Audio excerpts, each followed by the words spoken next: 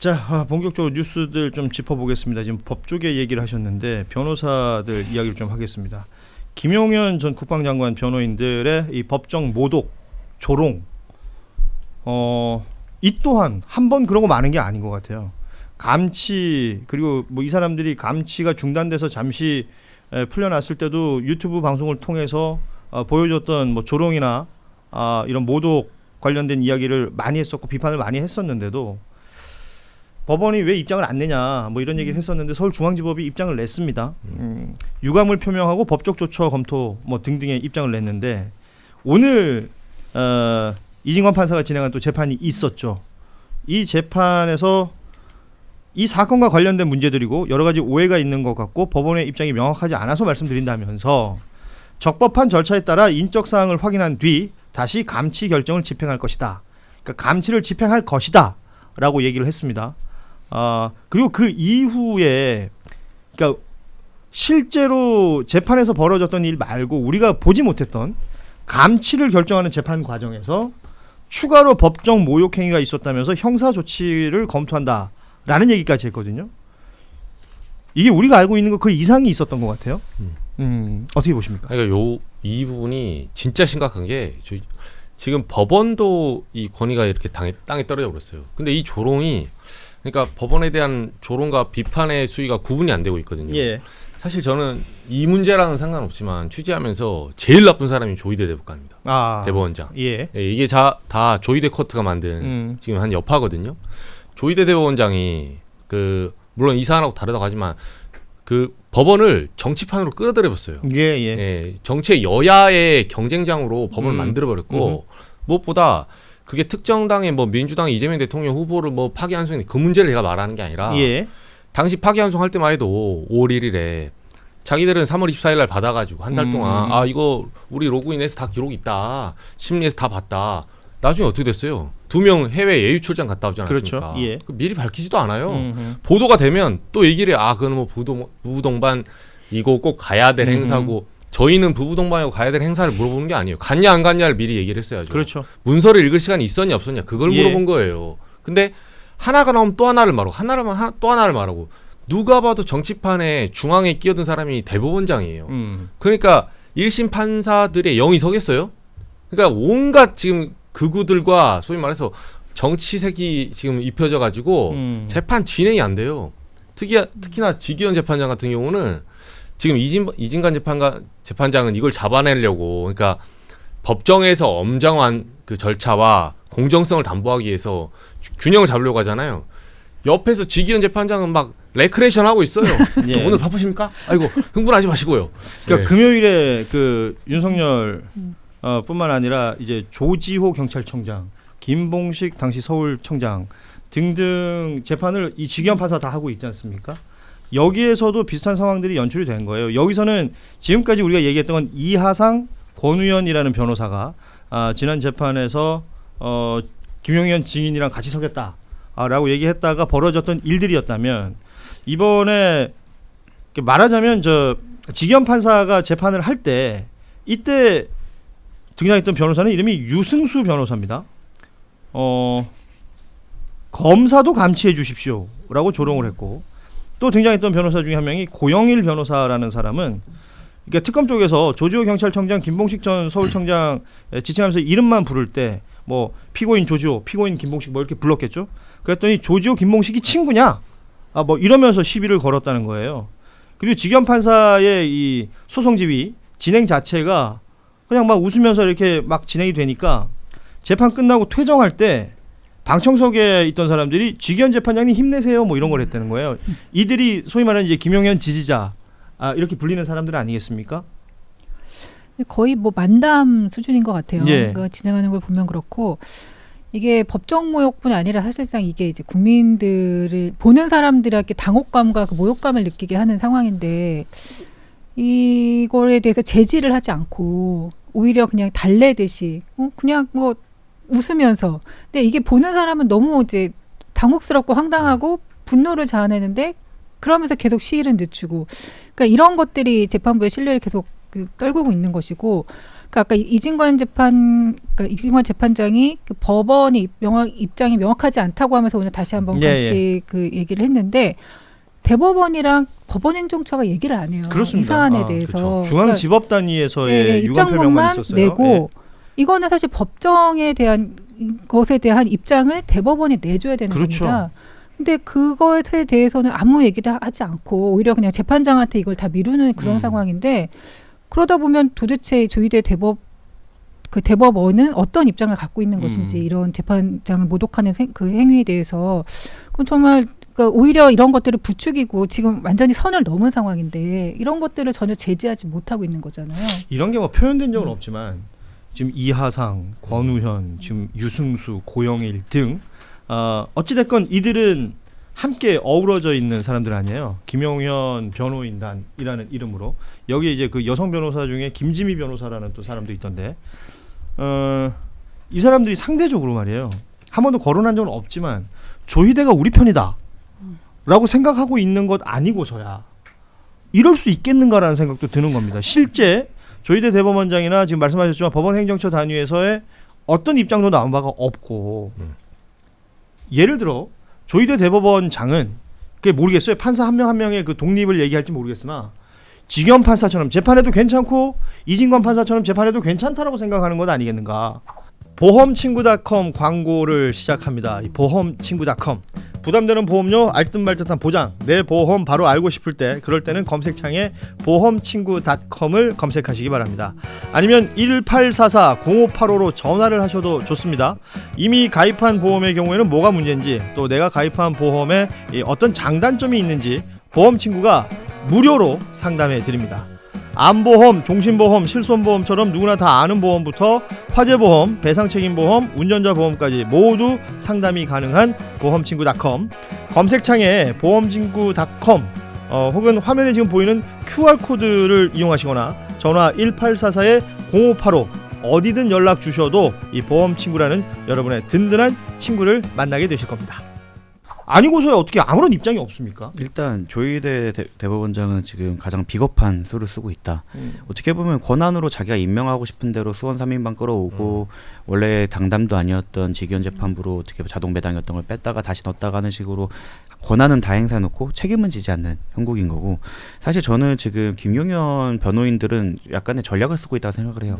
저렇게 깽판 쳐서 다 감치가 된다. 그럼 다음 수는 뭐냐면 변호인의 조력을 충분히 받지 못하기 때문에 이 재판은 중단되어야 한다. 라는 식으로 해서 뭐 남은 변호인들이 좀 있으면 그 사람들 사임해버리던가 우리 무서워서 못하겠어요 하고 사임해버리던가 하고 남은 변호인은 국선 변호인이 못 들어오도록 남은 변호인들은 다 감치가 있는 변호인들만 남기거나 이런 식으로 방식으로 하면 시간을 또 끌 수 있거든요. 말 그대로 재판 지연이군요. 예, 재판 지연 전략으로 아마 사용하고 그 들어갔던 분들은 나와갖고 또 유튜브에 나와서 마치 자기네가 반복하고. 이제 탄압 서사를 만들어갖고 사법부에 탄압을 받았다. 이건 불공정한 재판이다 하면서 그래서 이거 난 철저히 다 중계돼야 된다고 봐요. 탄압 서사를 만든다고 얘기하셨는데 탄압 서사를 그들이 만들 수는 있겠지만 우리가 지켜보고 있으면 그게 불가능할 거 아니에요? 지금도 이것도 영상으로 만약에 공개가 안 됐어 봐요.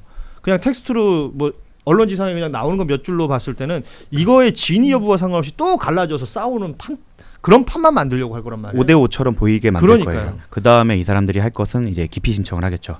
불공정한 재판을 진행할 우려가 있다라면서 기피 신청을 해갖고 그 다음에 그거 결정이 날 때까지 또 1, 2주 미루고 이러면 김용현 재판이 내년 상반기 이후까지 미뤄질 수도 있습니다. 그래서 이런 거를 잘 고민을 해서 좀 이진관 재판장님은 사실은 본인 본 사건이 아니라 증인으로 이 사람들을 대했지만 직위원 재판부가 과연 이 사람들을 그립을 해갖고 저런 수를 꿰뚫어서 빠르게 진행할 수 있는가에 대해서는 사실 좀 걱정이 되는 건 사실입니다. 그래요.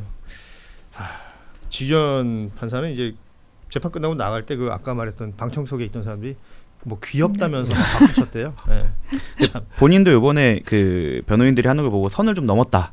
이제는 선을 넘네요라고 하고 있는데 제가 볼 때는 그렇게 화를 낼 자격이 없는 게 그 선을 넘게 부정적 강화를 시켜준 게 본인이기 때문에 사실 저 형사 재판에서는 저런 일이 정말 일어나지 않아요. 직위원 재판장님이 하는 스타일은 사실 이혼 재판에서는 왜 진짜 거기는 이제 그 모든 걸 걸고 싸우는 분들이 계세요. 그러니까 내가 나락을 가는 건 상관없는데 너는 꼭 가야 된다라는 식으로 이혼 재판 그리고 한풀이의 성향이 있어서 그런 경우에는 저렇게 많이 하는데 그래 우리가 얘기하잖아요. 이게 내란 재판이라는 일반 형사도 아니고 내란 재판인데 그러니까요. 그래서 아마 이것 때문에 그런 강화가 될 거고 또 저수를 썼을 때 자꾸 절차적 보장을 충분히 해야 된다라는 좀 핑계를 대실 것 같아요. 그래서 시간이 좀 많이 끌릴 것 같다. 예, 그래서 지금 뭐 선고 날짜부터 시작해서 얘기 나오는 게 윤석열 구속 만기 이후에 선고가 날 가능성이 높기 때문에 물론 뭐 추가 구속 여부가 아직 정해지진 않았지만 가능성이 충분히 있는 것이라서 지금은 보고 있습니다만 그러니까 걱정도 하는 겁니다. 지기현 판사의 저런 재판 진행 때문에 윤석열 또 풀려나면 어떡하나. 왜냐? 구속 취소를 했던 당사자 아닙니까? 참 걱정스럽습니다. 다만 실제로, 조금 네. 다만 좀 걱정은 안 하셔도 되는 게 지금 이제 추가 기소된 부분이 음. 이제 체포방해나 일반 이적 그리고 최상병 특검이 예. 기소한 것들이 있는데 음. 거기에서 영장을 치는 경우에는 지금의 영장 사인방이 하는 게 아니라 그 재판부 담당 각각의 재판부에 재판부가 따로 있으니까. 각각의 재판부에서 영장을 바로 신청을 하는 거기 때문에 조금 걱정은 나도 되겠지만 하지만 구속 취소처럼 저희 법조인의 빈약한 상상력으로 상상하지 못했던 일이 또 일어날 수도 있다라고 생각을 해야 되긴 합니다. 아니 근데 이게 사안의 중대성을 감안을 했을 때 예. 원래 12월에 달에 그렇죠. 끝내겠다고 예. 했던 거였잖아요. 예, 본인이 입으로 했던 얘기입니다. 그리고 1월 예. 18일이 구속기한 만료일이고 그거에 대한 국민적 우려가 있는 것도 다 알려진 사실이고 본인도 알 텐데 이거를 1월까지 1월 16일까지 끌고 그 다음에 한 달 정도 있다가 이제 선고까지 하면 그렇죠. 그 사이를 너무 무책임하게 느껴지는 거죠. 그러니까 그렇습니다. 이게 또 당시에 구속 취소 당사자 아닙니까? 네. 도대체 어떤 생각으로 이렇게 하고 있는 건지 너무 여유 있어요. 아니 그 혼자만 여유 있어요. 어. 막 혼자 그냥 희낙낙이더만. 시나리오를 하나 쓰자면 만약에 정말 최악의 시나리오를 만들자면 아까 말한 대로 김용현 재판부, 김용현 변호인들이나 윤석열 변호인들이 이렇게 시간 지연 전략을 쓰고 직연 재판 어쩔 수 없다. 나 기피 받았고 변호인 없어갖고 한두 달 더 끌린다라고 한 다음에 2월 정기 사태 튀어버리면 인사 때. 이러면 정말로 직원 내 탓 아니야 이건 정기 인사 때문이야라고 이제 자기는 변명을 다 하고 그러고 갑자기 새로운 재판부가 들어와서 공판갱신 다시 해야 되면 그것도 한 3개월 걸리고 이런 그래서 식으로 이정주 기자가 아까 그 조희대 대법원장 얘기를 한 거죠. 네. 그러니까 이거는 법원 단위에서 뭔가 조치가 있어야 된다. 네. 제가 이제 고위직 법관들 좀 퇴임한 사람 취재를 해봤거든요. 제가 깜짝 놀란 게 이 얘기를 해주더라고요. 인사가 만사다. 그러니까 제가 이 사안을 설명을 해달라고 좀 말을 해봤어요. 예. 아니, 설마 또 3월 8일처럼 1월 16일 날 윤석열 풀어주진 않겠죠 하니까 뭐 법원을 잘 모르네 이러면서 이제 한 수 가르쳐주면서 하는 게 말이 뭐냐면 사실 우리는 그러니까 조직 안에 있잖아요. 그러니까 뭐 정구승 변호사님도 이제 법인이 있고 한겨레 저희도 CBS 있지만 조직 안에 있는 사람들은 그 조직의 키 조직이 어딘지 알아요. 그러니까 실제로 내 목줄을 딱 잡을 수 있는 사람. 예. 그러니까 일반인들은 법원 행정처의 구조를 잘 몰라요. 예. 법원 행정처 하면 법원 행정한지 알아. 그걸 법원 알죠. 행정한 게 아니라 인사를 하는데요. 인사를. 근데 법관들이 생각보다 인사에 굉장히 민감하대요. 그거 하나로 자기의 이제 로드가 바뀌니까. 그리고 여기가 전통적으로 대법관으로 올라오는 로열 로드가 있더라고요. 그렇죠. 아예 뭐 경판부터 시작해서 잠깐 내려가면 수원 갔다가 올라오고. 근데 그 코스마다 이 엘리트 코스를 밟아야 자신의 이제 가도가 열리는데 이게 대법원장이나 그 힘을 쓸 수 있는 그때 정권하고 일종의 약간 유착관계가 있어요.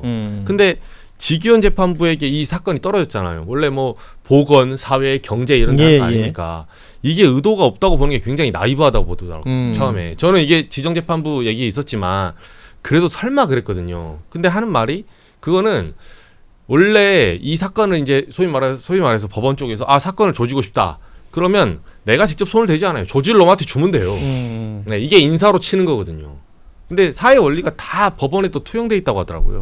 있겠죠. 있는데 법원은 그러지 말길 기대하는 것이고 법원은 스스로들이 그렇지 않다고 주장하고 있고 뭐 왜 한때 한 부장 판사가 그런 뭐 고백 같은 걸 했었잖아요. 제보라고 할까 폭로라고 할까 배당이라는 것에 충분히 입김이 작용할 수 있다라는 취지의 폭로가 있었던 것도 사실인데 그럼에도 불구하고 법원은 그렇지 않다라고 얘기했습니다. 지금도 그렇지 않다라고 주장하고 있습니다.